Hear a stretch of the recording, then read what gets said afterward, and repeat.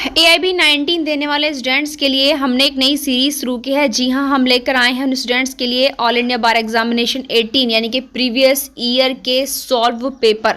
जी हाँ, हम आपको प्रीवियस ईयर के जो है AIB के पेपर सॉल्व कराएंगे। और यदि आपने अभी तक हमारे चैनल को सब्सक्राइब नहीं किया है तो प्लीज़ हमारे चैनल को सब्सक्राइब करें ताकि इस प्रकार की सभी वीडियो का नोटिफिकेशन आपको मिलता रहे। अब डेली हम आपको 50-50 क्वेश्चन के अकॉर्डिंग जो है प्रीवियस ईयर के एग्जाम सोल्व कराएंगे। इनकी एक पेपर को 2 दिन में सोल्व कराया जाएगा क्योंकि एक एग्जाम के अंदर जो है 100 क्वेश्चन होते हैं विदाउट नेगेटिव मार्किंग है। देखिए नेगेटिव मार्किंग है। अब देखिए समय नहीं बचा है AIB 19 के लिए, 22 दिसंबर का एग्जाम है। ठीक है, तो प्लीज़ सभी स्टूडेंट जो है अपनी प्रिपरेशन में मजबूती से लग जाइए। आज की वीडियो का यानी कि AIB 18 का जो फर्स्ट क्वेश्चन था एग्जाम का वो है कि भारतीय संविधान में उल्लिखित व्यापार और वाणिज्य यानी कि ट्रेड एंड कमर्स मेंशन जो है उसकी फ्रीडम की कॉन्सेप्ट को किस देश के अनुभव से प्रेरित किया गया। यानी कि the concept of freedom of trade and commerce mention in the Indian constitution is motivated from the experience of the following country. तो इसका राइट ऑप्शन होगा हमारा बी, ऑस्ट्रेलिया से। ये हम आपको बता दें कि ट्रेड और कमर्शियल की जो फ्रीडम है वो पार्ट 14 के अंदर और आर्टिकल 301 से 307 के अंदर दी हुई है। नेक्स्ट क्वेश्चन है, निम्नलिखित में से वो कौन सी रिट है जो प्राधिकारी द्वारा सार्वजनिक कर्तव्यों के पालन को लागू करने के लिए जारी की जाती है। यानी कि जब कोई भी जो अथॉरिटी होती है वो अपनी पब्लिक ड्यूटीज़ को परफॉर्मेंस ना करे तो उस समय जारी की जाती है। तो मैंडामस रिट है इनके परमादेश, ऑप्शन ए। इसके अंतर्गत से आर्टिकल 32 सुप्रीम कोर्ट यानी कि आर्टिकल 32 के अंतर्गत ये सारी पाँचों की पाँचों रिट्स दी हुई हैं। ठीक है, और 32 के अकॉर्डिंग सुप्रीम कोर्ट एंड 226 के अकॉर्डिंग हाई कोर्ट जाया जा सकता है। नेक्स्ट क्वेश्चन है कि वो कौन सा संवैधानिक संशोधन था जिसमें संविधान का हिंदी अनुवाद प्रकाशित करने का प्रावधान किया गया था। यानी कि विच of the following constitutional amendment act had made the provision for publishing Hindi translation for the constitution. यानी कि कॉन्स्टिट्यूशन के हिंदी ट्रांसलेशन का जो प्रोविजन किया गया था वो 58वें संविधान संशोधन अधिनियम के द्वारा किया गया था जो 1987 के अंतर्गत हुआ था। बट सबसे इंपॉर्टेंट चीज़ हम आपको यहाँ पर बता दें कि यह संशोधन तो आप समझ गए 58 हुआ था, 1987 में हुआ था, बट कौन से आर्टिकल में हुआ था तो आर्टिकल 394A में किया गया था, नया जोड़ा गया था ए। तो यहाँ पर क्या किया गया कि हिंदी पाठ प्राधिकृत कर दिया गया। जैसा कि आप सभी जानते हैं कि हर एक्ट के अंदर जो है सेक्शन 1 में उसका 100 टाइटल देते हैं, बट जब आप हमारे कॉन्स्टिट्यूशन का क्या पढ़ेंगे पार्ट 22 पढ़ेंगे, उसका जो है आर्टिकल 393 जो है 393 शो टाइटल की बात करता है और 394 जो है कमेंसमेंट की बात करता है। कमेंसमेंट में क्या है भाई, 26 जनवरी 1950 को जो है हमारा कॉन्स्टिट्यूशन लागू हुआ और 26 नवंबर 1949 को क्या किया गया, इसके कुछ प्रोविजंस जो है लागू किए गए थे, वो सब 394 में है। और 58वें संविधान संशोधन अधिनियम द्वारा 394A जोड़ा गया जो संविधान के हिंदी पाठ के बारे में बात करता है। कौन सा जो है आभासी विधायन पर ऐतिहासिक निर्णय है, landmark judgment of colourable legislation. के कलरेबल लेजिस्लेशन पर एक जो है हमारा लैंडमार्क जजमेंट कौन सा है, बिहार राज्य बनाम कामेश्वर सिंह का, ध्यान रखिएगा। नेक्स्ट क्वेश्चन है कि इंद्री बेरोबारी मामले में प्राप्त जो सलाहकारी राय के आलोक में, ठीक है, कहने का मतलब क्या है कि विच of the following constitutional amendment act was passed in light of advisory opinion received in री बेरोबरी केस। यानी कि जिसमें किसको सलाहकारी राय के आलोक में संवैधानिक संशोधन प्राप्त किया था। तो इसका राइट ऑप्शन रहेगा 5वें क्वेश्चन का हमारा नोवा संविधान संशोधन 1960 में जो किया गया था। नेक्स्ट क्वेश्चन है, भारत के संविधान का निम्नलिखित में से कौन सा वो प्रोविज़न है जो सेंट्रल लॉ और जो स्टेट के लॉज होते हैं उनके बीच इनकंसिस्टेंसी के जो प्रश्न होते हैं उनको सॉल्व करने के लिए क्या है, वो प्रासंगिक है, रिलीवेंट है। तो ये जो चीज़ें हैं कि अगर केंद्रीय विधि और राज्य विधि यानी कि जो हमारा सेंट्रल लॉ और स्टेट लॉ होता है उसके बीच अगर किसी लॉ को लेकर इनकंसिस्टेंसी है लॉ के किसी प्रश्न पर तो उसको हल किया जाएगा आर्टिकल 254 के माध्यम से। राइट ऑप्शन होगा सी वाला। भारत के संविधान में संघ की राजभाषा को अंग्रेजी से हिंदी में बदलने के लिए कितनी संक्रमण अवधि प्रदान की गई थी, यानी कि कितना टाइम पीरियड रखा गया था चेंज करने के, ट्रांजिटिव कितना ट्रांजिट पीरियड था कि हिंदी से अंग्रेजी में रखा जाए, तो 15 ईयर्स का रखा गया था, ध्यान रखिएगा। 15 साल का, राइट ऑप्शन इसमें सी वाला है। बट क्या देखिए 15 साल का, इनके 15 ईयर्स का यहाँ पर ट्रांजिशन पीरियड रखा गया था, बट क्या इस पीरियड को फॉलो किया गया? बिल्कुल नहीं किया गया। थोड़ा सा हम लैंग्वेज के बारे में बता दें यहाँ पर कहाँ से कहाँ तक दी हुई है। तो पार्ट 17 में 343 से लेकर 351 तक जो है लैंग्वेज से संबंधित प्रोविजंस है। नेक्स्ट क्वेश्चन है रिजर्वेशन को लेकर के, देखिए क्वेश्चन नंबर 8 है, जो ये कह रहा है कि निम्नलिखित में से किस मामले में यह निर्णित किया गया था कि संवर्ग में एकल पद पर कोई रिजर्वेशन नहीं दिया जाएगा। यानी कि in which of the following case it was held that there could be no reservation. ठीक है, क्या होगा?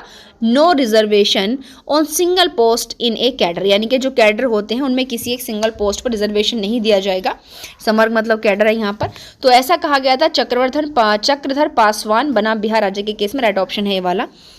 नेक्स्ट क्वेश्चन है, किसी कामकाजी महिला के साथ उसका जो वर्क प्लेस होगा उस पर सेक्सुअल हरेसमेंट को भारतीय संविधान के किस प्रोविजंस का उल्लंघन माना जाता है? तो राइट ऑप्शन होगा डी वाला 19(1)(g) के अंतर्गत, क्योंकि यहाँ पर 6 प्रकार की स्वतंत्रताएं दी हुई हैं। ठीक है, सबसे पहली जो है वाक और अभिव्यक्ति की, यानी कि स्पीच और एक्सप्रेशन की। सेकंड जो है संघ बनाने की। तीसरी जो है मतलब शांतिपूर्वक सम्मेलन कर सकते हो। चौथी जो है भ्रमण की दे रखी है। पांचवी जो है निवास करने की। और छठी जो है मतलब वो खत्म कर दी गई थी प्रॉपर्टी वाली, इसके अकॉर्डिंग। सातवीं है प्रेजेंट टाइम में हमारी जो है किसकी अपना कोई भी ट्रेड या ऑक्यूपेशन या बिजनेस करने की। अब यहाँ पर अगर महिलाओं के साथ वर्क प्लेस पर सेक्सुअल हरेसमेंट किया जाएगा तो बिल्कुल वो कैसे काम करेंगी? तो उनका आर्टिकल 19(1)(g) का वोल्वेशन हो गया, उल्लंघन हो गया। नेक्स्ट क्वेश्चन है, भारत के संविधान के अनुच्छेद अगर 25(2)(b) और 25 और 26(b), क्योंकि ये दोनों आर्टिकल्स जो हैं ये धर्म की स्वतंत्रता से संबंधित हैं।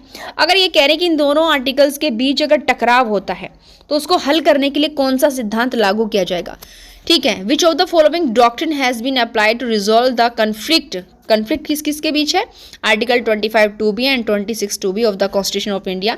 तो यहाँ पर अपनाया जाएगा आपका सामंजस्य पूर्ण निर्माण का सिद्धांत ए, जिसको इंग्लिश में कहते हैं डॉक्ट्रिन ऑफ हार्मोनियस कंस्ट्रक्शन। ठीक है, ध्यान रखिएगा, डॉक्ट्रिन ऑफ हार्मोनियस कंस्ट्रक्शन, सामंजस्य पूर्ण निर्माण का सिद्धांत यहाँ पर अपनाया जाएगा।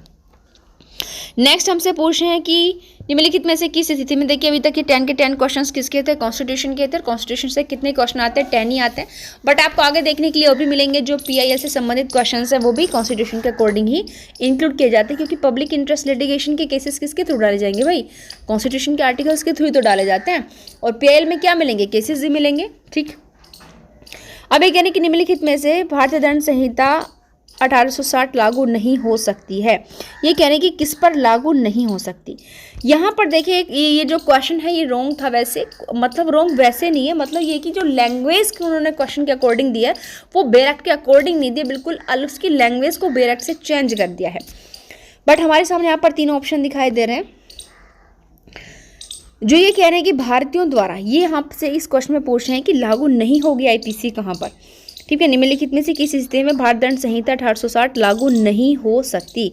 भारतीय द्वारा भारत के बाहर किया गया अपराध।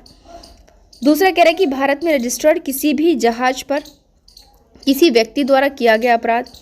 किसी भी देश में स्थित कंप्यूटर संसाधनों को निशाना बनाकर अपराध करने वाला कोई भी व्यक्ति।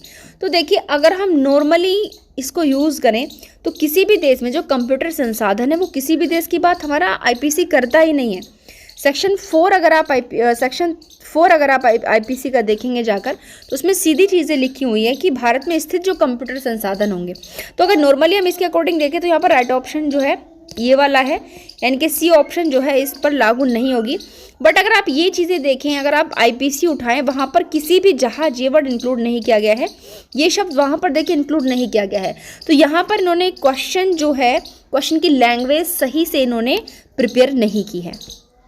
ठीक है, नेक्स्ट है यहाँ पर सीधा है कि भारत में रजिस्टर्ड जो पोत है उन पर किसी भी स्थान पर, वो कहीं पर भी हो, किसी भी पोत वर्ड इन्होंने यहाँ पर जो है लिखा, थोड़ा सा बेरक के अकॉर्डिंग लैंग्वेज इन्होंने यहाँ पर चेंज कर दी है। नेक्स्ट क्वेश्चन है हमारा, भारतीय दंड संहिता 1860 के अंतर्गत वर्तमान में कितने प्रकार के पनिशमेंट हैं? तो सीधा सीधा है, how many types of punishment are currently existing under the Indian penal code. तो यहाँ पर देखिए वर्तमान में वैसे तो 5 है, क्योंकि जो निर्वासन वाला था वो रिपील्ड कर दिया।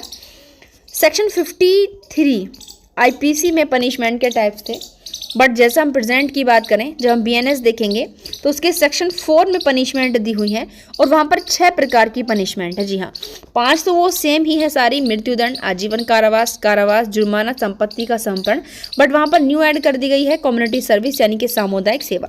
तो सेक्शन ध्यान रखिएगा, आईपीसी में 53 के अंतर्गत है 5 प्रकार के, बट आप लोग जानते हैं कि AIB 19 के अंदर जो है BNS से भी क्वेश्चन आएंगे, तो वहाँ पर पनिशमेंट जो है सेक्शन 4 में दी हुई है और 6 प्रकार की पनिशमेंट है। सामुदायिक सेवा जो है न्यू ऐड की गई है। नेक्स्ट क्वेश्चन है, ए और जेड मनोरंजन के लिए एक दूसरे के साथ तलवारबाजी करने के लिए सहमत हैं। इस तलवारबाजी के दौरान उचित रूप से खेलते हुए ए जेड को गंभीर रूप से चोट पहुंचा देता है। ए द्वारा निम्नलिखित में से कौन सा अपराध किया गया है? तो यहाँ पर देखिए, ये सहमति से संबंधित है, 87 आईपीसी के अंतर्गत आता था ये, ठीक है।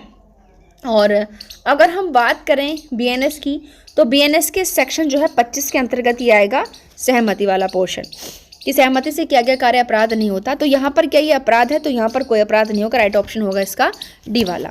नेक्स्ट क्वेश्चन है, निम्नलिखित में से किस स्थिति में निजी बचाव का अधिकार मृत्यु कारित करने तक विस्तारित नहीं हो सकता?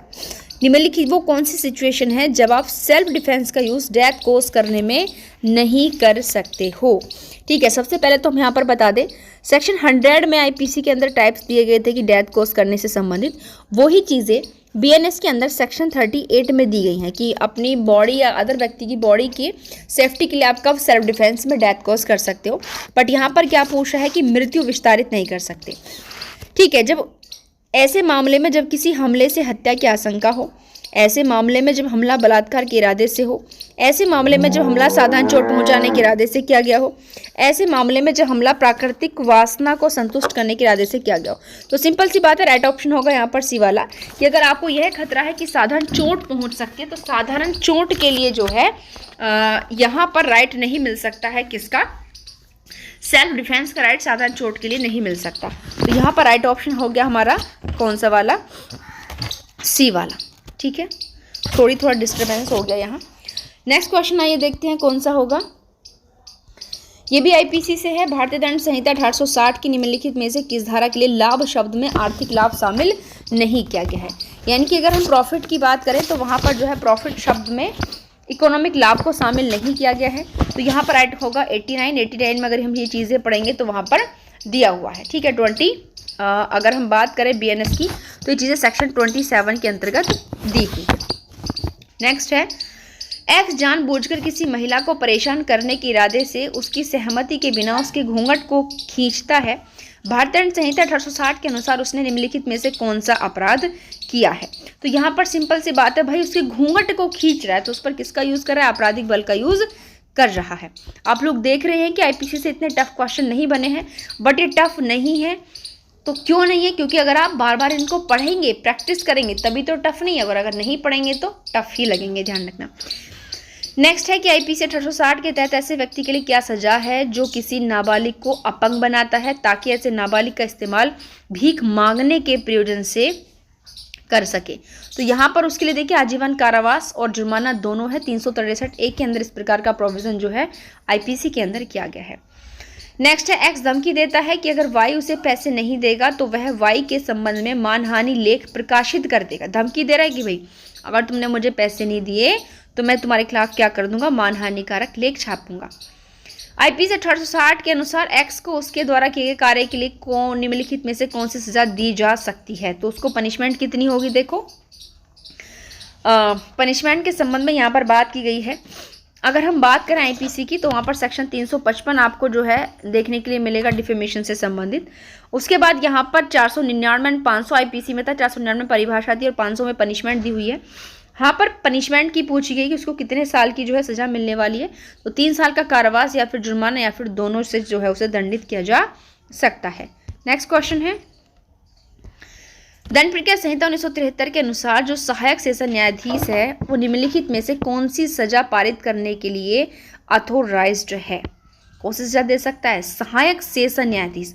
तो देखिए सहायक सेशन न्यायाधीश जो है 10 वर्ष तक की अवधि के लिए कारावास की सजा दे सकता है केवल। ठीक है, कितना है? 10 वर्ष तक की अवधि के लिए दे सकता है, यानी कि सहायक सेशन न्यायाधीश केवल 10 साल का दे सकता है। राइट ऑप्शन होगा यहाँ पर सी वाला। ठीक है, नेक्स्ट क्वेश्चन है, गैर जमानती और संज्ञेय अपराध के लिए किसी निजी व्यक्ति द्वारा गिरफ्तार किए गए व्यक्ति को पुलिस अधिकारी द्वारा फिर से गिरफ्तार किया जाएगा यदि ऐसा व्यक्ति सीआरपीसी के निम्नलिखित में से किस प्रावधान के तहत आता है। तो इसका राइट ऑप्शन होगा 43, क्योंकि प्राइवेट व्यक्ति जो है, प्राइवेट व्यक्ति को अथॉरिटी कहाँ पर दी गई, सेक्शन 43 के अंतर्गत दी गई है। नेक्स्ट क्वेश्चन है 21। इसमें पूछा गया है कि पत्नी जो है वो सीआरपीसी के सेक्शन 125 के अंतर्गत जो 144 में दिया हुआ है, ठीक है, मेंटेनेंस के तहत भरण पोषण की हकदार नहीं है, यानी कि पत्नी कब जो है भरण पोषण नहीं ले सकती पति से।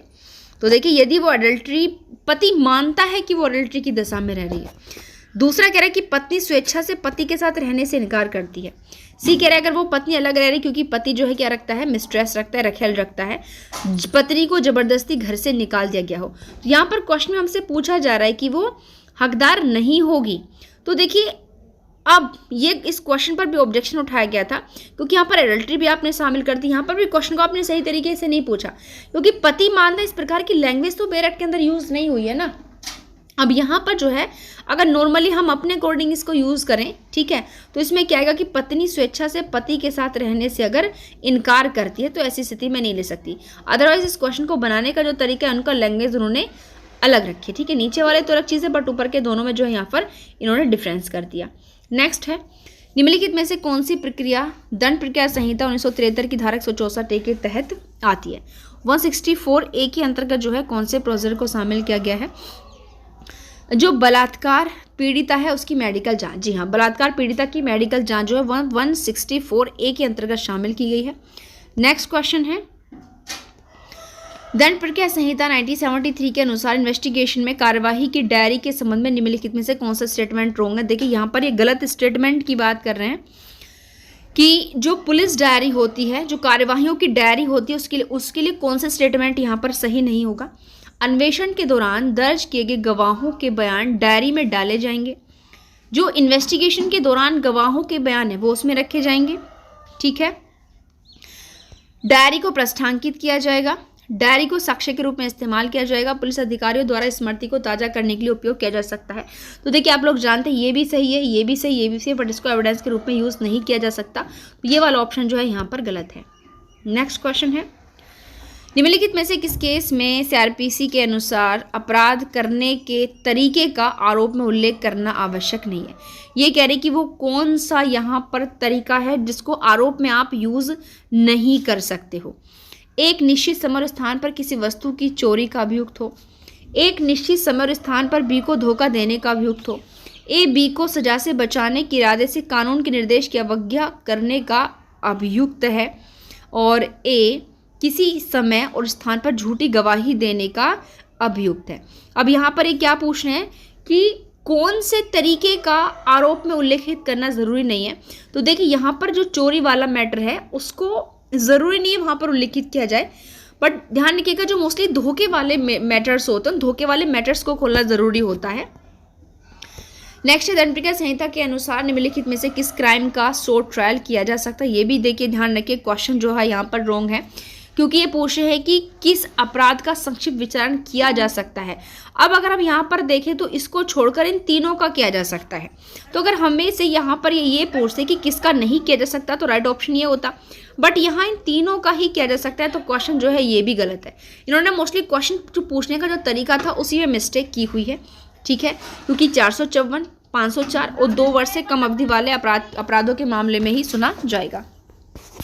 सीआरपीसी 1973 की निम्नलिखित में से कौन सी धारा उच्च न्यायालय को निर्देश का प्रावधान करती है, ठीक है, यानी कि हाई कोर्ट को डायरेक्शन के संबंध में कौन से सेक्शन में बात की गई है, 395। राइट ऑप्शन होगा डी वाला। नेक्स्ट क्वेश्चन है,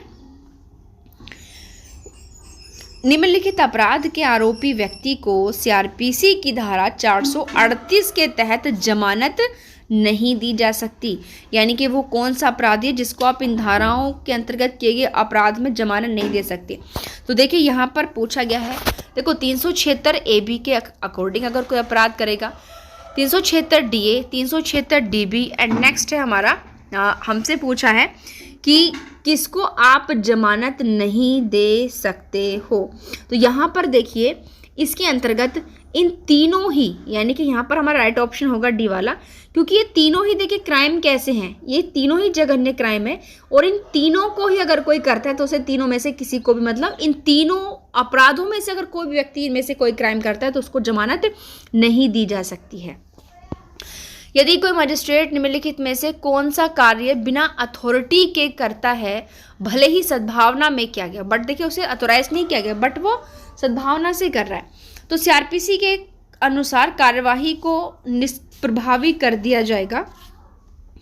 तो ये पूछना है कि CRPC के सेक्शन, ये जो सेक्शन है 460, 461 जो मतलब दूषित प्रोसीडिंग्स है, विषित प्रोसीडिंग्स है, उससे लिया गया क्वेश्चन है।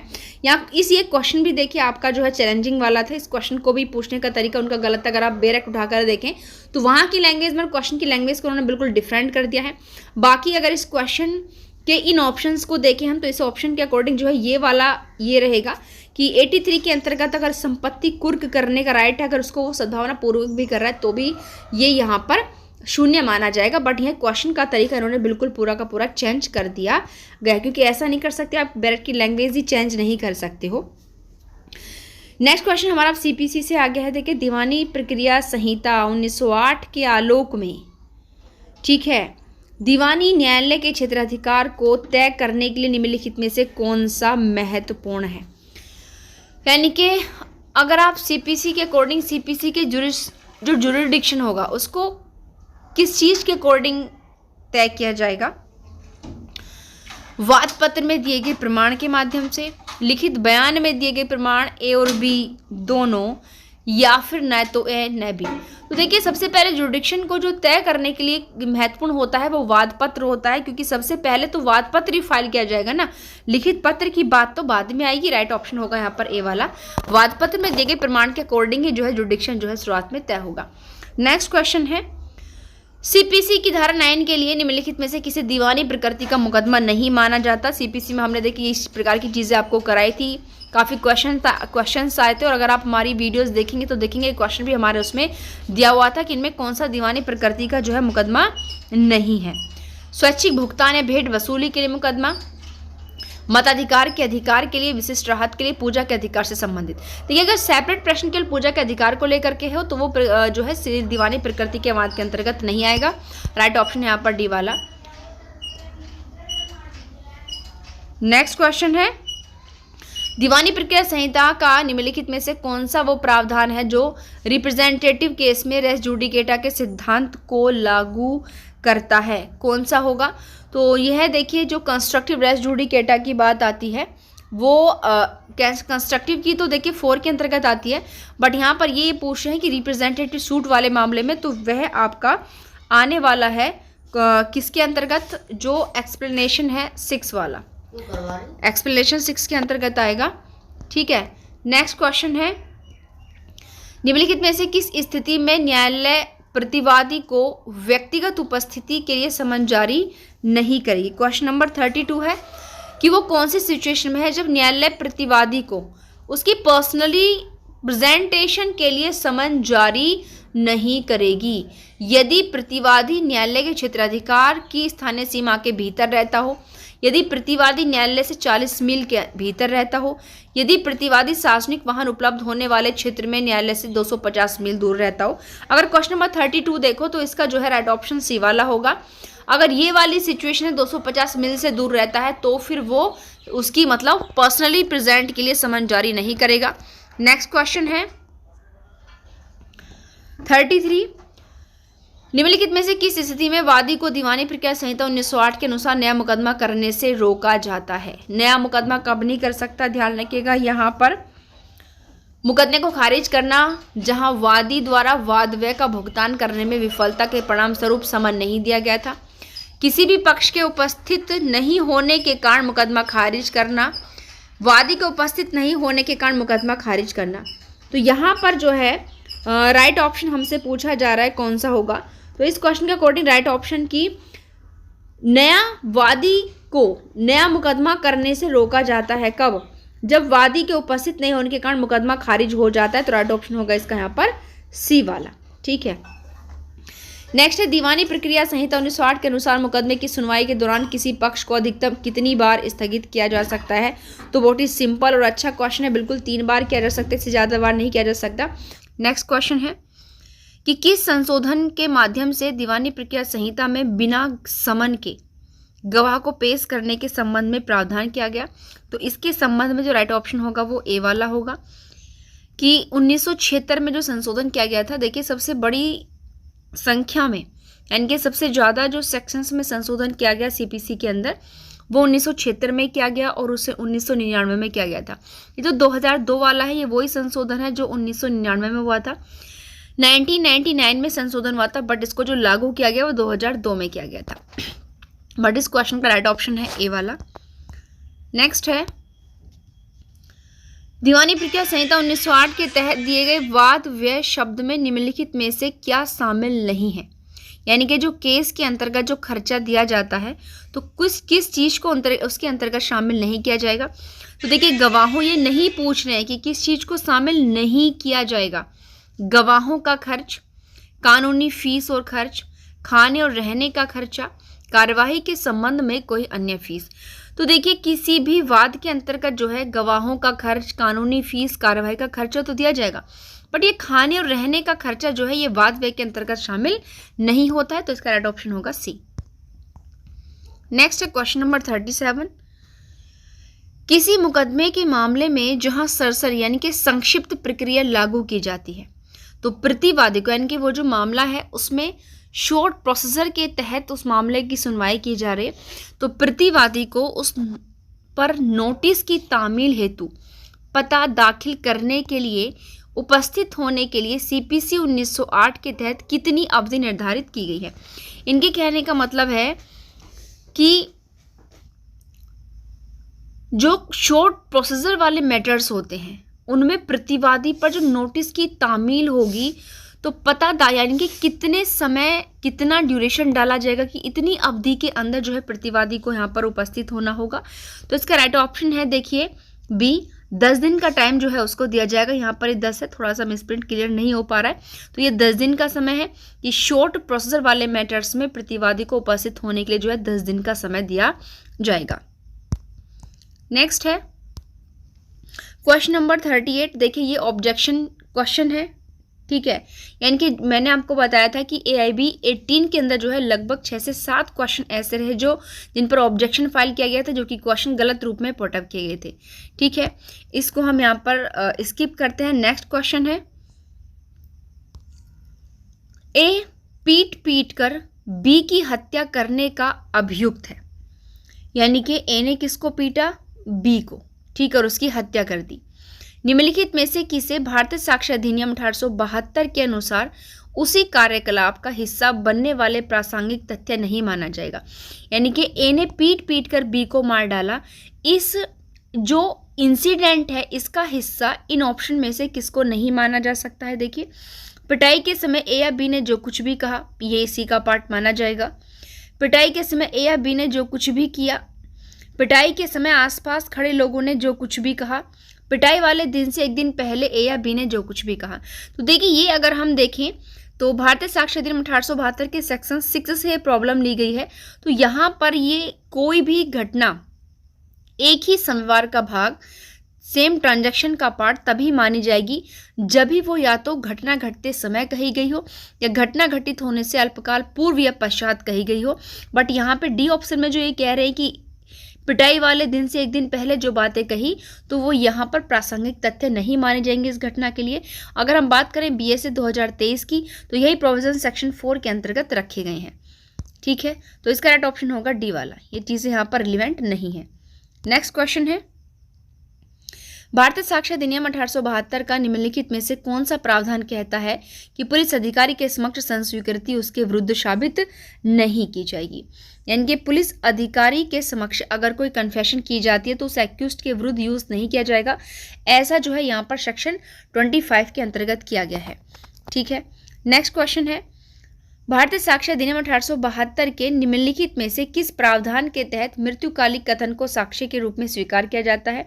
तो 1872 के अंतर्गत डाइंग डिक्लेरेशन स्टेटमेंट जो उसे एविडेंस के रूप में एक्सेप्ट किया जाता है, यानी कि एडमिट किया जाता है 32 के अकॉर्डिंग, यानी कि इसका ऑप्शन 32 है, यानी कि सी होगा। और BSA 2023 के अकॉर्डिंग जो डाइंग डिक्लेरेशन के संबंध में जो प्रोविजन है वो सेक्शन 26 के अंतर्गत रखा गया है।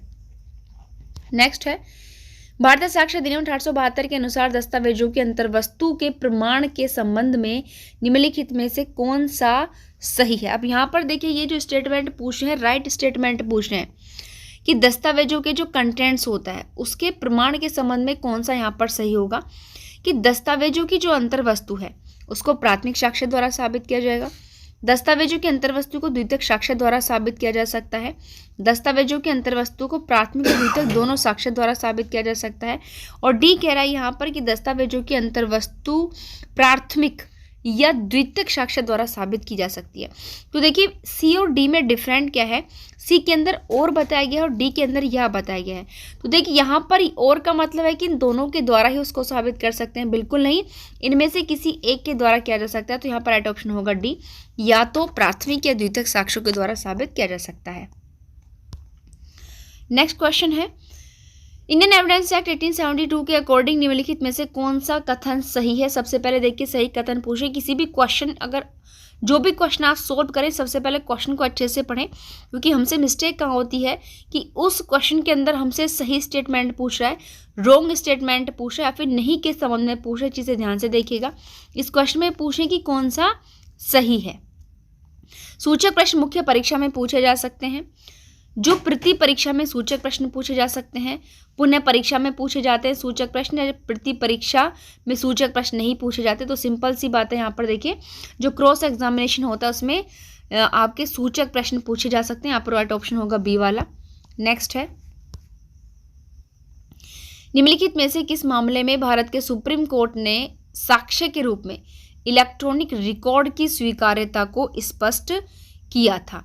यानी कि जो इलेक्ट्रॉनिक रिकॉर्ड होते हैं उनको भी एज ए एविडेंस के रूप में क्या किया जाएगा, स्वीकार किया जाएगा। तो इस प्रकार का जो चीज़ें एक्सेप्ट की थी ऑनरेबल सुप्रीम कोर्ट के द्वारा, वो अनवर PV बनाम PK बशीर के केस में की थी। तो यहाँ पर राइट ऑप्शन है ए। नेक्स्ट है, भारतीय साक्ष्य अधिनियम 1872 में निम्नलिखित में से कौन सा कथन गलत है? जैसे मैंने ऊपर आपसे कहा कि सही, गलत और नहीं वाले क्वेश्चंस पर ध्यान देना है। तो यहाँ पर देखिए, हमसे ये पूछ रहे हैं कि इनके अकॉर्डिंग कौन सा स्टेटमेंट यहाँ पर सही नहीं है। स्वयं स्वीकृति हमेशा करने वाले व्यक्ति के खिलाफ जाती है, स्वीकार किए गए मामलों के संबंध में स्वीकारोक्ति निर्णायक है, स्वीकारोक्ति एक विबंध के रूप में कार्य करती है, संस्वीकृति लिखित या मौखिक बयान है जो मुकदमे की प्रत्यक्ष स्वीकृति है। तो यहाँ पर इनमें से जो राइट स्टेटमेंट नहीं, यानी कि जो गलत है, वो है बी वाला, कि जो स्वीकार किए गए मामले हैं उनके समय स्वीकारोक्ति निर्णायक है। बिल्कुल भी नहीं, निर्णायक नहीं होती, वो केवल एक विबंध के रूप में कार्य कर सकती है। नेक्स्ट क्वेश्चन है कि जो हियर से एविडेंस होते हैं उनका एक्सेप्शन जो है यहाँ पर कौन सा वाला होगा?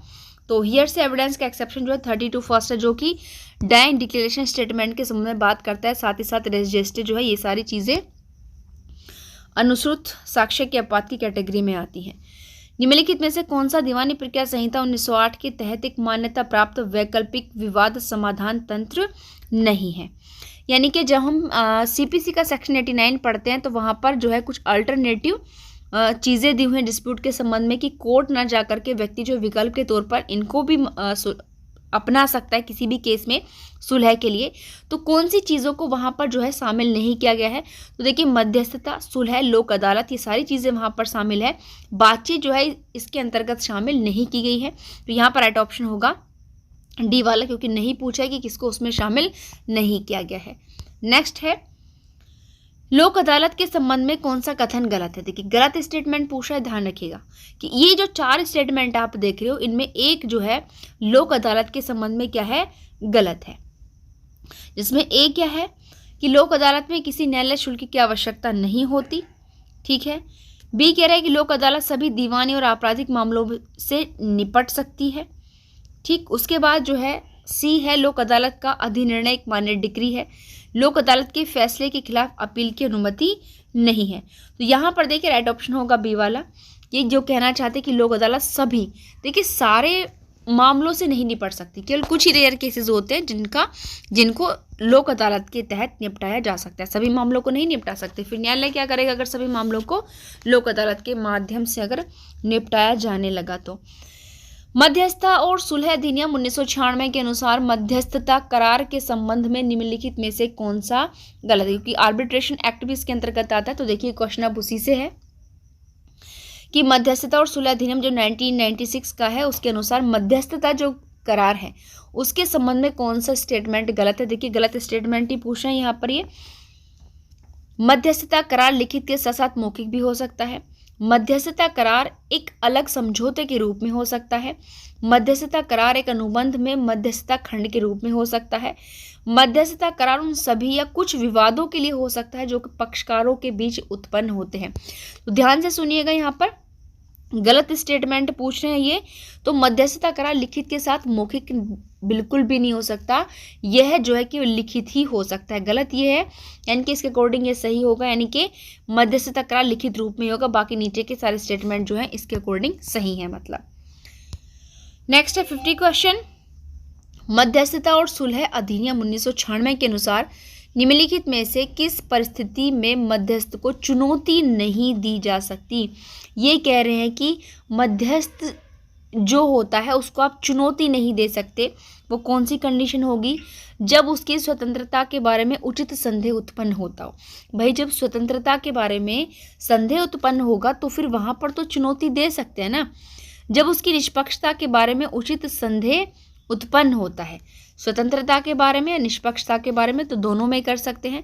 जब उसके पास पक्षकार द्वारा सहमत योग्यताएं हो, जब वह अधिनियम की 7वीं अनुसूची के अनुसार अपात्र हो। तो ये तीनों चीज़ आप लोग देख रहे हैं कि इनमें तो वो चुनौती दे सकता है, बट क्वेश्चन में हमसे क्या पूछा कि चुनौती नहीं दे सकता। तो भाई जब पक्षकारों द्वारा सहमत योग्यताएं उसके पास है तो फिर चुनौती नहीं दी जा सकती। राइट ऑप्शन होगा यहाँ पर सी 50 का।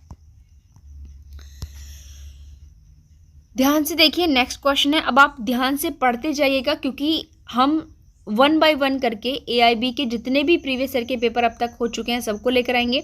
इन पेपर्स को अगर आप हमारी वीडियो देखेंगे पूरी वीडियो तो आप यह जान पाएंगे कि किस प्रकार का जो लेवल होता है AIB के अंदर वो समझ पाएंगे। क्वेश्चन मोस्टली किस एरिया से पुटअप होते हैं वो समझ पाएंगे, और किस लेवल के बनते हैं, यानी कि सेक्शन बेस कितने बनते हैं, केस लॉस के कितने बनते हैं, और साथ ही साथ जो फैक्चुअल बेस्ड क्वेश्चन होते हैं वो कितने बनते हैं। हिंदू विवाह अधिनियम 1955 के अनुसार कब दो व्यक्तियों को एक दूसरे का सौतेला रिश्तेदार कहा जाता है। देखिए ये हिंदू लॉ का क्वेश्चन आ चुका है, ठीक है। ये पूछ रहे हैं कि दो व्यक्तियों को एक दूसरे का सौतेला रिश्तेदार कब कहा जाएगा। 51 के अकॉर्डिंग जब वे एक ही पूर्वज की एक ही पत्नी के वंशज हों, जब वे एक ही पूर्वज की अलग अलग पत्नियों के वंशज हों, जब वे एक ही पूर्वज के अलग अलग पत्नियों की संतान हो, जब वे एक सामान्य पूर्वज के वंशज नहीं हो। तो यहाँ पर ये पूछा है कि वो एक दूसरे के सौतेले कब कहे जाएंगे, जब वो एक ही पूर्वज की बट अलग अलग पत्नियों के वंशज होते हैं तो कहे जाएंगे। राइट ऑप्शन होगा इसका बी वाला। नेक्स्ट क्वेश्चन है हिंदू विवाह अधिनियम 1955 के अनुसार निम्नलिखित में से किसे आमतौर पर हिंदू विवाह के लिए वैध शर्त नहीं माना जाता। जैसे कि हिंदू मैरिज एक्ट के सेक्शन 5 में जो है एक वैलिड मैरिज के लिए कंडीशंस दी हुई हैं, तो वो कह रहे हैं कि इनमें उनमें से कौन सी कंडीशन जो है यहाँ पर फॉलो नहीं की गई है। विवाह के समय पक्षकारों का कोई जीवन साथी जीवित नहीं होना चाहिए, पक्षकारों को प्रतिष्ठित रिश्ते की कोटि के भीतर होना चाहिए, भाई वो पक्षकार एक दूसरे का सहपिंड नहीं हो, पक्षकारों को मिर्गी से पीड़ित नहीं होना चाहिए।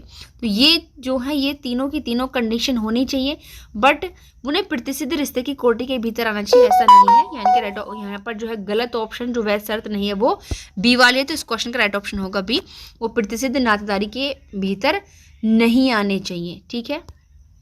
नेक्स्ट है क्वेश्चन हिंदू विवाह अधिनियम 1955 की जो धारा 13 जिसके अंदर जो है डिवोर्स के संबंध में प्रावधान किया गया है, तो ये कह रहे हैं कि कौन कौन से ग्राउंड्स की बात कर रहे हैं कि क्या क्या ग्राउंड्स जो है वहाँ पर दिए गए हैं। 53 क्वेश्चन में ये कह रहे हैं दाम्पत्य अधिकारों की बहाली के लिए जो है आधार वो भी 13(1) के अंतर्गत दिया गया है, न्यायिक पृथक्करण के लिए आधार, और उसके बाद कह रहे हैं कि तलाक के लिए आधार, ठीक है। तो यहाँ से पूछना चाहते हैं कि 13(1) जो है उसमें किस चीज़ के संबंध में प्रावधान किया गया है। तो 13(1) में जो ग्राउंड दिए गए हैं देखिए वो जुडिशियल सेपरेशन के ग्राउंड्स भी हैं और डिवोर्स के ग्राउंड्स भी हैं। तो यहाँ पर राइट ऑप्शन होगा इसका 53 का बी वाला। ठीक है, कंजुगल राइट्स के लिए जो चीज़ें दी है सेक्शन 9 के अंतर्गत दी गई हैं। ठीक है, नेक्स्ट क्वेश्चन है मुस्लिम लॉ से संबंधित कि मुस्लिम विधि में बातिल विवाह का क्या अर्थ है। तो देखिए बातिल विवाह का सीधा सीधा मतलब होता है शून्य विवाह। बातिल का मतलब क्या होता है? शून्य। विवाह का वह अनुबंध जिसे कि हम संविदा कहते हैं, जिसे पत्नी द्वारा उसे सौंपे गए अधिकार के तहत भंग किया जा सकता हो, को मुस्लिम विधि के तहत क्या कहा जाता है। यानी कि जब मतलब ये जो डिवोर्स वाली कैटेगरीज होती है मुस्लिम्स में, तो एक ऐसी स्थिति होती है जब ऐसे कॉन्ट्रैक्ट के थ्रू पति जो है पत्नी को वो राइट दे सकता है जिससे पत्नी क्या कर सकती है, मुस्लिम्स में अपनी मैरिज को भंग कर सकती है। तो उस विधि को जो है तलाक के तफवीज कहा जाता है, जहाँ पर तलाक के राइट को जो है ट्रांसफ़र किया जा रहा है। जब आप मुस्लिम लोग पढ़ेंगे तो वहाँ पर मोस्टली जो मुस्लिम्स में तलाक के टाइप्स होते हैं, तो बहुत सारे वहाँ पर आप ये पढ़ेंगे कि ये किस प्रकार का है। तलाक एक तफवीज जो है वो ट्रांसफर वाला है, जहां पर पति पत्नी पर इस राइट को क्या कर रहा है, ट्रांसफर कर रहा है। ठीक है, नेक्स्ट है निम्नलिखित में से किस अधिनियम के तहत एक हिंदू लड़का और हिंदू लड़की शादी कर सकते हैं। यह पूछा हिंदू विवाह अधिनियम 1955 के अंतर्गत या विशेष विवाह अधिनियम 1954 के अंतर्गत। यानी कि यहाँ पर राइट ऑप्शन कौन सा होगा, तो 56 का राइट ऑप्शन देखिए जो होगा वो सी होगा। दोनों के तहत कर सकते हैं। ठीक है, कोई ऐसी बाउंडेशन नहीं है, बट यहाँ पर स्पेशल मैरिज एक्ट जो है ये बनाया गया है जो गैर रिलीजियस आपस में मैरिज करते हैं तो उनके लिए यह जो है बनाया गया है। ठीक, नेक्स्ट है निम्नलिखित में से किस संशोधन द्वारा बालिका को भी कोपासनरी प्रॉपर्टी में अधिकार उपलब्ध कराया गया है। तो ये सब जानते हैं, ये हिंदू उत्तराधिकार संशोधन अधिनियम 2005 है, जिसमें क्या किया गया है, अब लड़कियां भी कोपासनरी प्रॉपर्टी में बराबर की हकदार मानी जाएंगी। नेक्स्ट क्वेश्चन है 58, जो लीगल एडॉप्शन होगा उसके लिए जो एडॉप्ट फादर और उसकी दत्तक पुत्री के बीच आयु का डिफरेंस जो है कितना होना चाहिए। तो बहुत ही नॉर्मली क्वेश्चन है। देखिए अगर पिता जो है पुत्री को अडॉप्ट कर रहा है तो उनके बीच में जो है 21 साल का जो है डिफरेंट होना चाहिए, और अगर जो माता है वो बेटे को पुत्र को अडॉप्ट करे तो उनके बीच में जो है 21 ईयर्स का गैप होना चाहिए। ठीक है, नेक्स्ट है निम्नलिखित में से किस केस में जनहित याचिका का पहला मामला दर्ज किया गया था। देखिए वो कौन सा केस था, जनहित याचिका, यानी कि जो पब्लिक इंटरेस्ट लिटिगेशन होती हैं, सबसे पहला केस इनके अंतर्गत होने वाला था हुसैन आरा खातून बनाम बिहार राज्य का। जैसा मैंने आपसे पहले कहा था कि जो पब्लिक इंटरेस्ट लिटिगेशन के क्वेश्चन आते हैं वो मोस्टली वही होंगे जो कॉन्स्टिट्यूशन के अंदर पढ़ते हैं। जब आर्टिकल 21 में आपने पढ़ा होगा तो ये जनहित चीज़ें आपको सही वही निकल कर आएंगी। तो जनहित याचिका का पहला मामला जो है हुसैन आरा खातून बनाम बिहार राज्य के केस में दर्ज किया गया था। इस केस में मोस्टली जो है कैदियों के साथ किए जाने वाले व्यवहार के संबंध में बात की गई थी। निःशुल्क विधिक सहायता को और साथ ही साथ शीघ्र विचारण को इसके अंतर्गत शामिल किया गया था। ठीक है, नेक्स्ट है निम्नलिखित में से किसे भारत में पीआईएल का जनक माना जाता है। तो किसको माना जाएगा भाई, न्यायमूर्ति PN भगवती। तो ये दो क्वेश्चन देखिए आप देख रहे हैं। तीसरा क्वेश्चन ये PIL से है, आप सीधा सीधा देखेंगे कि सारे कॉन्स्टिट्यूशन से कनेक्ट हैं। पहले में पूछा था कि PIL के तहत दर्ज पहला मामला तो हुसैन आरा खातून का, PIL के जनक कौन थे तो PN भगवती। तीसरा क्वेश्चन PIL से जो है वो बन रहा है कि किसके विरुद्ध जनहित याचिका दायर नहीं की जा सकती, यानी कि किसके विरुद्ध नहीं कर सकते हो भाई PIL। तो सीधी सी बात है भाई, पब्लिक इंटरेस्ट लिटिगेशन जो है राज्य के खिलाफ डाल सकते हो, केंद्र सरकार के खिलाफ डाल सकते हो, नगर निगम के खिलाफ डाल सकते हो। किसके खिलाफ नहीं कर सकते, किसी निजी पक्षकार के खिलाफ जो है PIL नहीं डाली जा सकती। ठीक है, यदि किसी चीज़ से एक पूरा सोसाइटी, पूरा समाज, एक पूरा वर्ग परेशान है तो ही ऐसे मामले में, ऐसे केसेस में जो है PIL डाली जा सकती है। भारत के सुप्रीम कोर्ट द्वारा जारी दिशा निर्देशों के आलोक में निम्नलिखित में से किस केस पर न्यायालय द्वारा जनहित याचिका पर विचारण नहीं किया गया था। इस केस में कहने का मतलब है कि वो कौन सा केस था जिसको डाला गया था पब्लिक इंटरेस्ट लिटिगेशन के अंतर्गत, बट उसका ट्रायल जो है जनहित याचिका के अकॉर्डिंग नहीं किया गया था। तो वो केस है इनमें देखिए बंधुआ मजदूरी मामला, बिल्कुल ये पीएल के अंतर्गत ट्रायबल था। उपेक्षित बच्चे ये भी आपका था, और मामला दर्ज करने से इनकार करने के खिलाफ पुलिस के खिलाफ याचिका, ये सारी पीएल के अंतर्गत जो है ट्रायबल की गई थी।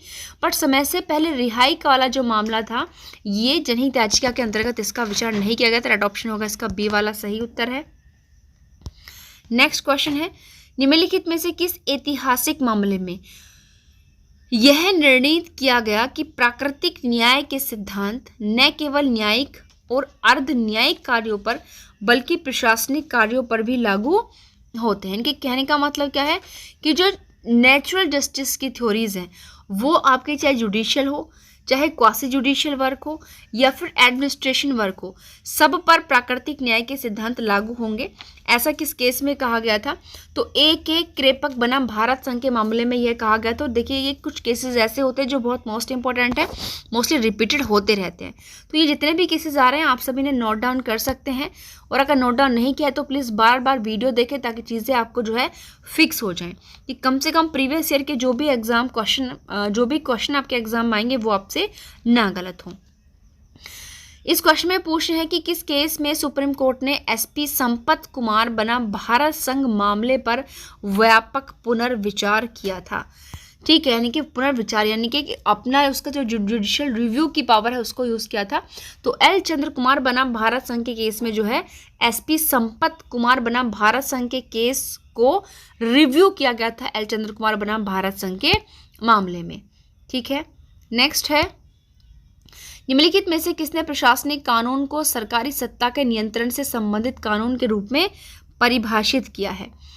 यानी कि जो प्रशासनिक कानून है, जो एडमिनिस्ट्रेटिव लॉ है, उसको सरकारी सत्ता के नियंत्रण से, कि जो एडमिनिस्ट्रेटिव लॉ होता है वो सरकारी जो गवर्नमेंट होते हैं उसके कंट्रोल से संबंधित लॉज है।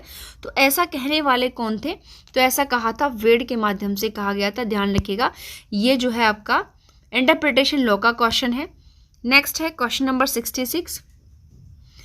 ये कह रहे हैं कि एडवोकेट एक्ट 1961 के तहत अदालतों में अवैध रूप से वकालत करने वाले व्यक्तियों के लिए क्या दंड निर्धारित किया गया है? कि वो व्यक्ति जो एज ए मतलब पूरी तरीके से उनको वैलिड नहीं है, यानी कि उनके पास वो पूरी जो है फैसिलिटी नहीं है जो कोर्ट के अंदर जो है होनी चाहिए किसी व्यक्ति को एडवोकेसी करने के लिए। अगर कोई व्यक्ति इस प्रकार का काम करता है तो उसे कितनी पनिशमेंट दी जाएगी? तो उसके लिए 6 महीने की कैद की सजा है। बहुत ही सिंपल क्वेश्चन है। नेक्स्ट है, अधिवक्ता अधिनियम 1961 का कौन सा प्रावधान बार काउंसिल ऑफ इंडिया को अधिवक्ताओं द्वारा पालन किए जाने वाले पेशेवर आचरण और शिष्टाचार के मानक निर्धारित करने का अधिकार देता है? यानी कि जो बार काउंसिल ऑफ इंडिया एडवोकेट्स को यह चीज़ें सिखाती है कि उन्हें अपने पेशे के दौरान किस प्रकार का आचरण करना चाहिए, किस प्रकार का उनका शिष्टाचार रहना चाहिए। ये चीज़ें जो है एडवोकेट एक्ट के किस सेक्शन के अंतर्गत शामिल की गई हैं? तो सेक्शन 49 के अंतर्गत शामिल की गई हैं।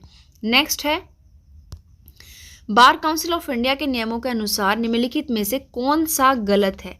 अब देखिए यहाँ पर ये गलत कथन पूछ रहे हैं हमसे। अधिवक्ता ऐसे किसी भी केस में पैरवी कर सकता है जिसमें उसका स्वयं का आर्थिक हित हो। अधिवक्ता हर समय निर्धारित पोशाक में ही अदालत में उपस्थित होना चाहिए। अधिवक्ता अपने मुवक्किल के लिए जमानतदार के रूप में खड़ा नहीं होगा। अधिवक्ता किसी भी अनुचित साधन से अदालत के फैसले को प्रभावित नहीं करेगा। देखिए, हम जो भी क्वेश्चन हम रीड आउट कर रहे हैं, अगर उस क्वेश्चन के सभी ऑप्शन आपके लिए इंपॉर्टेंट हैं तो हम सारे ऑप्शन ही रीड आउट कर रहे हैं। बट कुछ क्वेश्चन ऊपर आपने ऐसे देखे होंगे जिनका हमने केवल राइट ऑप्शन ही रीड किया, क्योंकि उनमें सारे ऑप्शन हमारे लिए पढ़ने ज़रूरी नहीं थे। ये क्वेश्चन नंबर 68 जो है, इसके सारे ऑप्शन आपको जानकारी होनी चाहिए। यहाँ पर ये पूछ रहे हैं कि कौन सा स्टेटमेंट गलत है, कि इनके एडवोकेट्स के लिए कौन सी ज़रूरी नहीं है। तो देखिए, एडवोकेट ऐसे किसी भी मामले की पैरवी कर सकता है जिसका उसमें स्वयं का आर्थिक हित हो, तो बिल्कुल गलत है भाई। एडवोकेट है, जजेस हो, वो ऐसे केसेस को बिल्कुल ना तो पैरवी कर सकते हैं, ना ही जजेस से हेयरिंग कर सकते हैं जिसमें उनका खुद का हित छिपा हुआ हो। नीचे के तीनों ऑप्शन जो है सही है, क्योंकि क्वेश्चन रिपीट होने का मतलब ये नहीं कि एज इट इज़ आपको रखा हुआ मिल जाए। क्वेश्चन रिपीट होने का मतलब है कि इससे मिलता जुलते फैक्ट आपको नेक्स्ट पेपर में मिल सकते हैं। तो ये तीनों ही जो चीज़ें हैं बिल्कुल सही है। सारी जो चीज़ें एडवोकेट फॉलो करते हैं, यानी कि ये कितना इंपॉर्टेंट फैक्ट आप देख सकते हैं कि जो एडवोकेट होता है अपने क्लाइंट के लिए जमानतदार के रूप में खड़ा नहीं हो सकता, उसकी तरफ से पैरवी करता है, मतलब उसके अधिकारों के लिए लड़ता है, बट उसके ओर से जमानतदार के रूप में खड़ा नहीं हो सकता।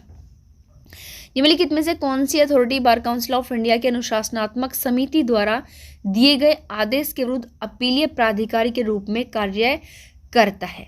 ठीक है, तो यहाँ पर जो है सीधा पूछ रहे हैं कि अपीलीय प्राधिकारी के रूप में, कि बार काउंसिल ऑफ इंडिया की जो अनुशासनात्मक समिति ने जो ऑर्डर दिए हैं उसके अगेंस्ट अपील के रूप में कौन सी अथॉरिटी काम करेगी? बार काउंसिल ऑफ इंडिया के अध्यक्ष या बार काउंसिल ऑफ इंडिया का उपाध्यक्ष, हाई कोर्ट या भारत का सुप्रीम कोर्ट। तो इस प्रकार के मामले में जो अपील अथॉरिटी के रूप में कार्य करेगी वो केवल भारत का सुप्रीम कोर्ट होगा। राइट ऑप्शन है यहाँ पर डी वाला, क्वेश्चन नंबर 69 का। नेक्स्ट है, निम्नलिखित में से किसी स्थिति में एकल व्यक्ति कंपनी अनिवार्य रूप से निजी या सार्वजनिक कंपनी में परिवर्तित हो सकती है? यानी ये कह रहे हैं कि जो एक एकल व्यक्ति कंपनी होती है उसे या तो निजी कंपनी में या सार्वजनिक कंपनी में जो है परिवर्तित किया जाएगा। तो कैसे किया जाएगा? देखिए यहाँ पर ये, यदि किसी यानी कि एकल व्यक्ति कंपनी की चुकता शेयर पूंजी 25 लाख रुपए से अधिक है, यदि जो मतलब ये एकल व्यक्ति कंपनी ओपीसी की चुकता शेयर कीमत 50 लाख रुपये से अधिक है, या उसकी शेयर कीमत 75 लाख रुपए से अधिक है, 1 करोड़ रुपए से अधिक है। तो देखिए यदि उस ओपीसी कंपनी की 1% कंपनी की जो शेयरों की पूंजी की जो कीमत है वो है आपके 50 लाख रुपए से अधिक, तो ऐसी स्थिति में उसे निजी या सार्वजनिक कंपनी में है परिवर्तित किया जाएगा। तो ध्यान से देखिएगा इस क्वेश्चन को, उस 1% कंपनी में जो शेयर्स हैं उनकी कीमत 50 लाख रुपए से अधिक होनी चाहिए, तभी परिवर्तित किया जा सकता है। राइट ऑप्शन होगा यहाँ पर बी वाला। नेक्स्ट क्वेश्चन 71 है, ये पूछे कि कंपनी एक्ट 2013 के अकॉर्डिंग जो पब्लिक कंपनी होते हैं उनके डायरेक्टर्स की संख्या न्यूनतम कितनी होनी चाहिए? तो कम से कम न्यूनतम की बात पूछ रहे हैं यहाँ पर। देखिए न्यूनतम जो है इनकी संख्या होती है 3, कि कम से कम 3 व्यक्ति से शुरुआत होगी किसी भी सार्वजनिक कंपनी के संबंध में। ठीक है, नेक्स्ट क्वेश्चन है यहाँ पर। देखिए ये जो क्वेश्चन है 72 वाला, ये चैलेंजेबल क्वेश्चन था। ठीक है, इसको मैं यहाँ पर स्किप करते हैं, नेक्स्ट क्वेश्चन की तरफ चलते हैं। निम्नलिखित में से कौन सा पर्यावरण कानून में लोक न्याय सिद्धांत पर एक ऐतिहासिक मामला है? ये पूछ रहे हैं कि लोक न्यास पब्लिक ट्रस्ट थ्योरी पर जो किसे संबंधित है? एनवायरमेंटल लॉ से संबंधित जो है एक ऐतिहासिक मामला है यहाँ पर। तो कौन सा होगा? देखिए सबसे ज़्यादा हम आपको बताते हैं मोस्टली जो भी हमारे एटमॉस्फेयर से रिलेटेड जो भी लॉस या जो भी केसेस जो भी मतलब केस होगा वो एमसी मेहता का ही है। तो यहाँ पर देखिए ये भी केस एमसी मेहता बनाम कमलनाथ का है। 73 का राइट ऑप्शन जो है वो डी वाला है। नेक्स्ट भी क्वेश्चन हमारा किससे पूछा है? केस से है। इसमें पूछ रहे हैं कि जो सूचना प्रौद्योगिकी एक्ट है 2000 उसका सेक्शन 66A को जो है सुप्रीम कोर्ट ने किस केस के द्वारा रद्द किया था? तो ये अपने समय का बहुत ही फेमस केस रहा है, इसके बारे में सभी जानते होंगे। श्रेया सिंघल बनाम भारत संघ का केस है। 74 का राइट ऑप्शन होगा ए वाला। इसलिए आपसे एक बात मैंने कही है, देखिए आप लोग डेली जो है केसेस से अपडेट रहें, चाहे आपका ओल्ड लीडिंग केसेस हो या फिर न्यू लीडिंग केसेस हो, सबसे आप जो है अवेयर रहें। हमने पहले भी अपने जो है चैनल के अंदर लीडिंग जजमेंट की वीडियो डाली है, और आने वाले समय में भी हम एक वीडियो लेकर आएंगे जिसमें कि हम सारे लीडिंग जजमेंट रखेंगे, ताकि AIB के उद्देश्य से आपको उनमें से कोई ना कोई जो है वहाँ पर केस तो ज़रूर मिलेगा, क्योंकि जैसा कि आप यहाँ पर देख रहे हैं कितने केसेस जो है यहाँ पर निकल कर सामने आ रहे हैं। नेक्स्ट क्वेश्चन है 75। ये कह रहा है कि निम्नलिखित में से किस केस में सूचना प्रौद्योगिकी अधिनियम 2000 के अनुसार जो इलेक्ट्रॉनिक रिकॉर्ड प्रवर्तक होता है उसको आरोपित नहीं कर सकते हो? कौन सी ऐसी कंडीशन है जिसमें उसको आरोपित नहीं किया जा सकता? प्रवर्तक द्वारा स्वयं भेजा गया इलेक्ट्रॉनिक उपरोपित नहीं किया जाएगा। तो यदि वो प्रवर्तक जो है वो स्वयं को इलेक्ट्रॉनिक रिकॉर्ड भेज रहा है, किसी अधिकृत व्यक्ति द्वारा जो ऑथराइज्ड पर्सन है वो इस प्रकार का रिकॉर्ड भेज रहा है, उसके द्वारा प्रोग्राम किए गए स्वचालित सिस्टम द्वारा भेजेगा इलेक्ट्रॉनिक रिकॉर्ड, या कोई जो अधिकृत व्यक्ति उसके द्वारा भेजेगा कोई रिकॉर्ड। तो यहाँ पर देखिए डी ऑप्शन से होगा भाई, उसको अगर ऑथराइज्ड किया ही नहीं गया उस चीज़ के लिए। नेक्स्ट क्वेश्चन है 76 जो मैटरनिटी एक्ट से है। ये कह रहे हैं कि जो मातृत्व लाभ अधिनियम 1961 है उसके तहत एक महिला अधिकतम कितनी अवधि तक जो है मैटरनिटी रिलीफ की जो है हकदार मानी जाएगी। तो ये देखिए 26 सप्ताह, इसमें ध्यान रखिएगा, बहुत ही मोस्ट इंपॉर्टेंट चीज़ें हैं। और समय समय पर जो है सुप्रीम कोर्ट इस प्रकार की चीज़ों में जो है चेंज करता रहता है, इसलिए आप इन बातों से जो है अपडेट रहें। मातृत्व लाभ अधिनियम 1961 के अनुसार ही ट्यूबैक्टोमी ऑपरेशन के लिए एक महिला को कितनी अवधि तक सवेतन छुट्टी की हकदार होते हैं। देखिए उसको वेतन मिलता रहेगा, तो ट्यूबैक्टोमी ऑपरेशन में उसको जो है 2 सप्ताह तक का जो है उसको समय मिलता है, छुट्टी की हकदार है। और ये 2 सप्ताह तक का उसको जो है सवेतन यानी कि वेतन दिया जाएगा उसको, ठीक है। नेक्स्ट क्वेश्चन है, जो कंपनी लॉ है 1948 उसके अनुसार किसी भी कंपनी में कम से कम एक कैंटीन होने के लिए मूल रूप से नियोजित श्रमिकों की न्यूनतम संख्या कितनी होगी। यानी कि कहना चाहते हैं कि किसी भी कंपनी के अंदर कितने मजदूर काम करें तब वहां पर जो है कैंटीन लगाने के लिए ऑथोराइज्ड किया जाएगा। कितने होने चाहिए, देखिए 250। अगर किसी भी कंपनी में 250 श्रमिक हैं, न्यूनतम संख्या की बात हो रही है यहाँ पर, मैक्सिमम नहीं, न्यूनतम अगर 250 श्रमिक वहां पर काम करते तो उसमें जो है कैंटीन लगाई जा सकती है, ठीक है। नेक्स्ट है क्वेश्चन नंबर 79, औद्योगिकवाद अधिनियम 1947 के अनुसार निम्नलिखित में से कौन श्रमिक की परिभाषा में शामिल नहीं है। भाई किसको श्रमिक नहीं मानोगे, यहाँ पर सीधा सीधा है, जिसकी सैलरी जो है 12,000 रुपये महीने प्राप्त करने वाला जो पर्यवेक्षक है वो श्रमिक की कैटेगरी में शामिल नहीं होगा। नेक्स्ट क्वेश्चन है, ये हमारा क्वेश्चन देखिए टोर्ट से है। अपकृत्यपूर्ण दायित्व मुख्य रूप से कानून द्वारा निर्धारित कर्तव्य के उल्लंघन से उत्पन्न होता है। यह कर्तव्य आमतौर पर व्यक्तियों के प्रति है और इसका उल्लंघन अपरिनिर्धारित क्षति के लिए कार्यवाही द्वारा निवारणीय है। यह अपकृत्य को इस रूप में किसने परिभाषित किया था, तो यहाँ पर विनफील्ड ने किया था। आप जब टोर्ट देखेंगे तो मोस्टली उसमें देखेंगे कि पोलक, विनफील्ड सभी ने टोर्ट की अपने अपने अकॉर्डिंग डेफिनेशन दी है। तो ये जो आप यहाँ पर डेफिनेशन दे रहे हैं विनफील्ड की है। इस क्वेश्चन से आप ये तो समझ गए होंगे कि टोर्ट के अंदर जो डेफिनेशन है टोर्ट की, वो तो किस जो न्यायविद है उसने कौन सी डेफिनेशन दी है वो सारी आपको देखनी होगी। नेक्स्ट पूछे हैं, ग्लूसेस्टर ग्रामर स्कूल का जो केस है वो कौन सी सूक्ति, कौन सी मैगजीन पर डिपेंड है। तो देखिए ग्लूसेस्टर वाला जो है ये डेमनम साइन इंजुरिया पर है। डेमनम साइन, डेमनम का मतलब होता है हानि, साइन का मतलब होता है बिना, और इंजुरिया का मतलब है क्षति। तो ये कह रहे हैं कि बिना क्षति के हानि हुई है, साइन इंजुरिया के बिना क्षति के हानि। क्षति का मतलब यहाँ पर जो है देखिए हमारे टोर्ट के अंदर क्षति का मतलब लिया गया है जो लीगल राइट्स का उल्लंघन होता है, और हानि का मतलब लिया गया है जो ऐसे उनको कोई आर्थिक हानि होती है मेनली अलग तरीके से। तो यहाँ पर ग्लूसेस्टर ग्रामर स्कूल का मामला जो है वो डेमनम साइन इंजुरी की कैटेगरी में आता है, अडॉप्शन होगा ए वाला। नेक्स्ट है, मोटर वाहन अधिनियम 1988 का निम्नलिखित में से कौन सा प्रोविजन बिना दोष दायित्व से संबंधित है। ठीक है, बिना दोष दायित्व से संबंधित है। यहाँ पर 82 क्वेश्चन का अडॉप्शन होगा। धारा 140 इसके संबंध में बात करती है। नेक्स्ट क्वेश्चन है 82, ये कह रहे हैं कि जो उपभोक्ता संरक्षण अधिनियम है 2019, इसके तहत कितने उपभोक्ता अधिकारों की पहचान की गई है। तो यहाँ पर जो है देखिए इस अधिनियम के अंतर्गत जो है 6 उपभोक्ता अधिकारों की पहचान की गई है। नेक्स्ट क्वेश्चन है,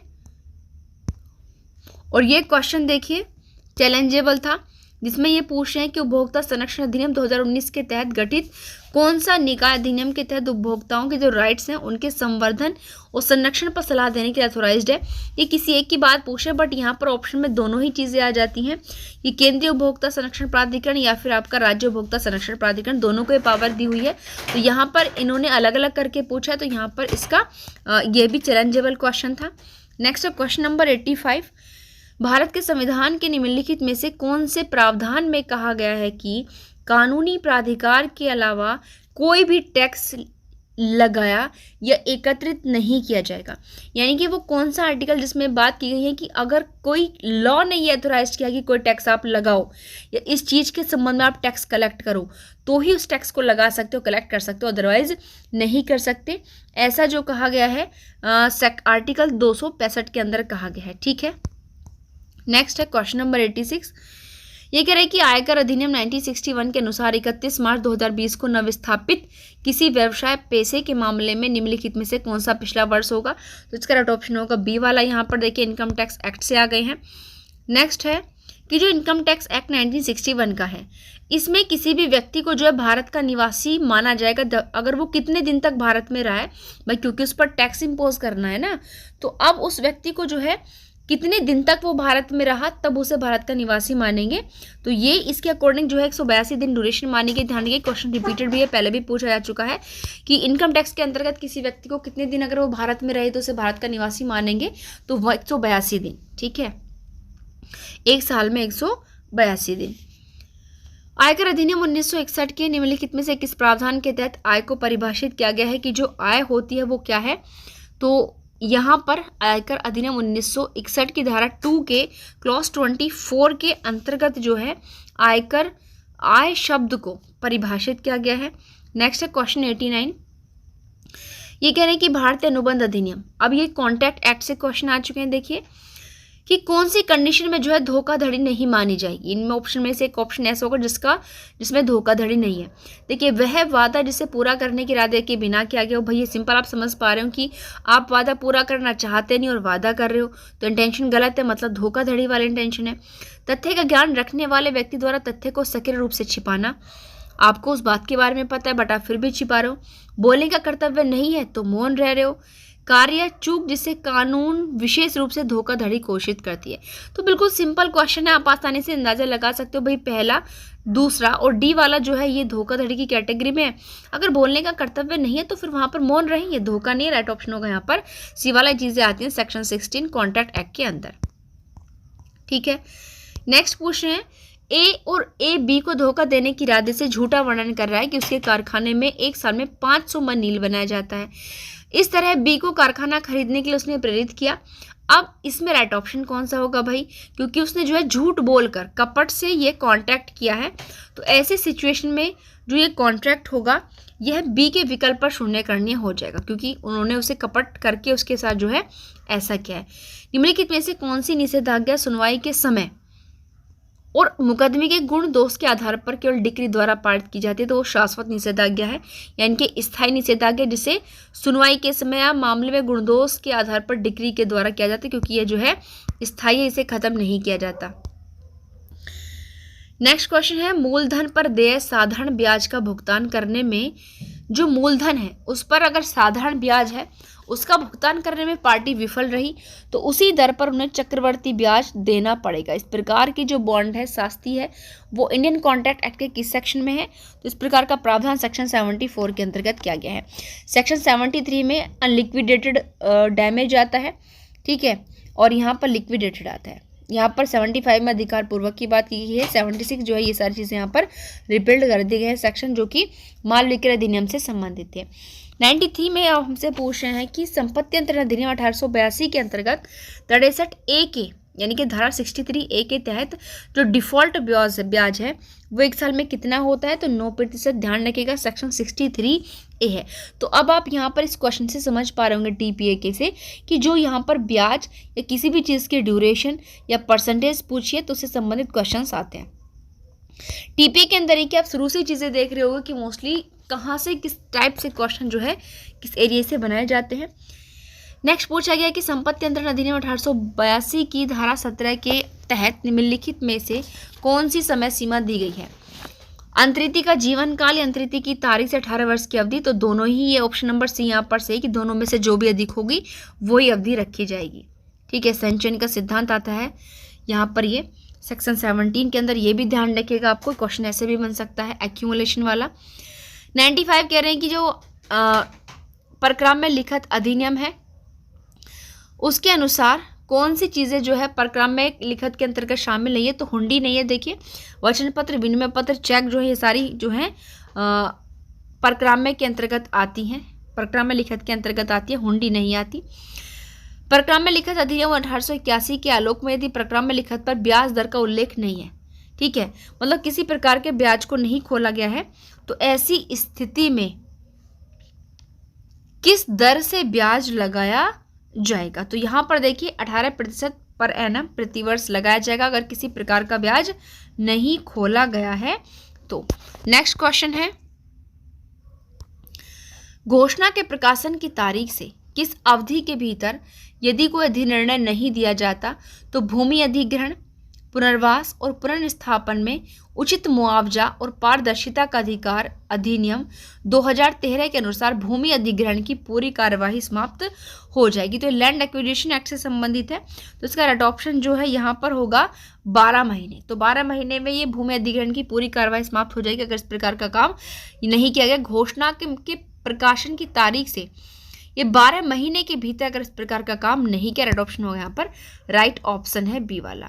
नेक्स्ट है 98 क्वेश्चन, प्रभावित परिवारों का न्यूनतम प्रतिशत कितना है जिन्हें भूमि का अधिग्रहण, पुनर्वास और पुनर्स्थापन में उचित मुआवजा और पारदर्शिता का अधिकार अधिनियम 2013 के अनुसार निजी कंपनियों के लिए भूमि अधिग्रहण करने के लिए अपनी पूर्व सहमति देनी होगी। तो इसका राइट ऑप्शन है बी वाला 80%। ये क्वेश्चन आप ध्यान से देखिए, लैंड एक्विजिशन एक्ट से संबंधित है। ठीक है, नेक्स्ट क्वेश्चन है,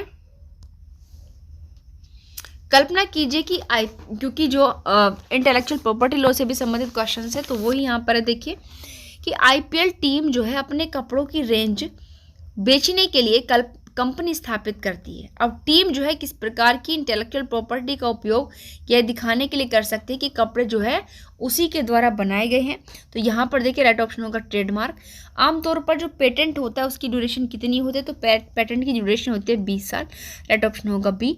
तो ये देखिए AIBE 18 के 100 क्वेश्चन आपके समक्ष इस वीडियो में हम लेकर आए हैं। तो प्लीज़ इस वीडियो को आखिर तक देखिएगा, और यदि अभी भी आपने हमारे चैनल को सब्सक्राइब नहीं किया है तो प्लीज़ हमारे चैनल को सब्सक्राइब करें ताकि AIB के प्रीवियस ईयर के पेपर का नोटिफिकेशन आपको मिलता रहे। इसके अलावा हम AIB 19 के पर्पस से important old and new case laws की सीरीज़ भी लाएंगे, और साथ ही साथ हम BNSS के MCQ सीरीज़ भी शुरू करने वाले हैं। तो इसलिए चूके ना हमारे चैनल को सब्सक्राइब करें ताकि आपको ये सारी वीडियोज़ का नोटिफिकेशन मिलता रहे और आपके AIB 19 की प्रिपरेशन मजबूत हो सके। धन्यवाद।